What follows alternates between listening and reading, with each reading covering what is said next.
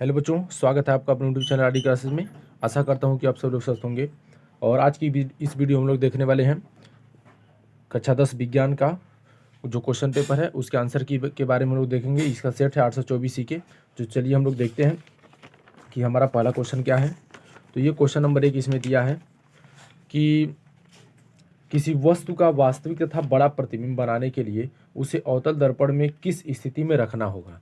ठीक है, यानी कि किसी भी वस्तु का वास्तविक और बड़ा प्रतिबिंब बनाने के लिए तो उसे अवतल दर्पण में किस स्थिति में रखना होता है। तो इसका जो सही आंसर है वो बी वाला है। ये हमारा वक्रता केंद्र सी और फोकस बिंदु एफ के बीच में। ठीक है, फिर ऐसे ही क्वेश्चन नंबर 2 है हमारा कि किसी भी लेंस की क्षमता का जो है किसी लेंस की क्षमता का इकाई क्या है। ठीक है, किसी लेंस की क्षमता की इकाई।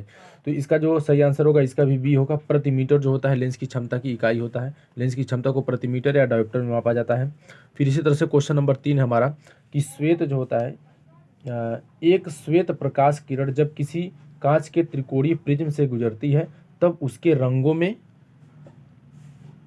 अलग अलग विक्षेपण होता है। सबसे अधिक विचलन किस रंग के लिए होता है। ठीक है, यानी कि सबसे अधिक विचलन किस रंग के लिए होता है। तो ये हमारा जो होता है बैगनी रंग के लिए होता है, यानी कि तीसरे का जो डी सही है।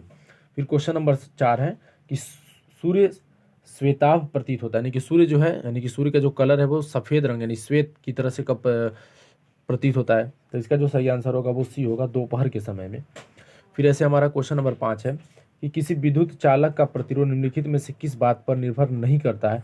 तो फिर इसका 5 का जो सही आंसर होगा वो डी होगा, चालक के आकार पे जो है ये निर्भर नहीं करता है। ठीक है, फिर आगे बढ़ते हैं हम लोग अपने छठे क्वेश्चन की तरफ। क्वेश्चन नंबर 6 देखिए क्या कहता है।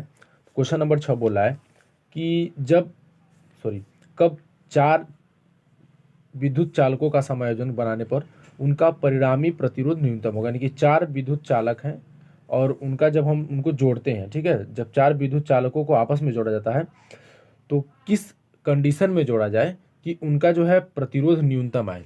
ठीक है, तो जब किसी भी चीज़ को हम लोग समांतर क्रम में जोड़ते हैं तो समांतर क्रम में जो होता है चालक का जो प्रतिरोध होता है वो सबसे कम होता है। तो फिर 6 का जो है ए आपका सही आंसर होगा। फिर इसी तरह से हम लोग आगे बढ़ते हैं 7 में।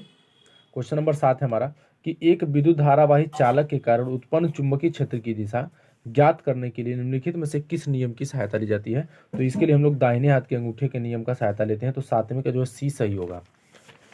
फिर क्वेश्चन नंबर 8 है हमारा।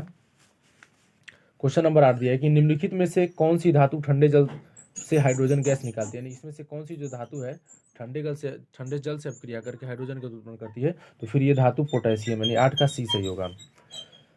फिर क्वेश्चन नंबर 9 है निम्नलिखित में से कौन सा जो एल्कीन है। तो फिर ये आपका जो है एल्कीन है जिसमें द्विबंध होता है वो एल्कीन में होता है। तो ये हमारा बी वाला जो है H2C और डबल बॉन्ड है CH2, ये जो है एल्कीन है। फिर क्वेश्चन नंबर 10 दिया है कि 1 बिलियन जो है लाल लिटमस को नीला कर देता है, इसका पीएच मान संभव है। तो ये इसका पीएच मान 8 होगा और ये जो बिलियन होगा वो क्षारी होगा। ठीक है, क्षार जो होता है लाल को नीला कर देता है। फिर ऐसे क्वेश्चन नंबर हमारा 11 है कि क्लोरीन के अणु में आबंध पाया जाता है। तो क्लोरीन के अणु में जो होता है हमारा एक सहसंयोजी आबंध पाया जाता है, यानी कि 11 का जो है बी सही होगा।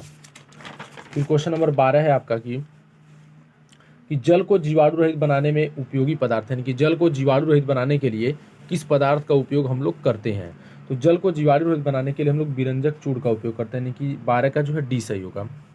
फिर क्वेश्चन नंबर 13 की तरफ बढ़ते हैं। 13 बोल रहा है कि जिन अभिक्रियाओं में आयनों के विनिमय से नए यौगिक बनते हैं उन्हें कहा जाता है।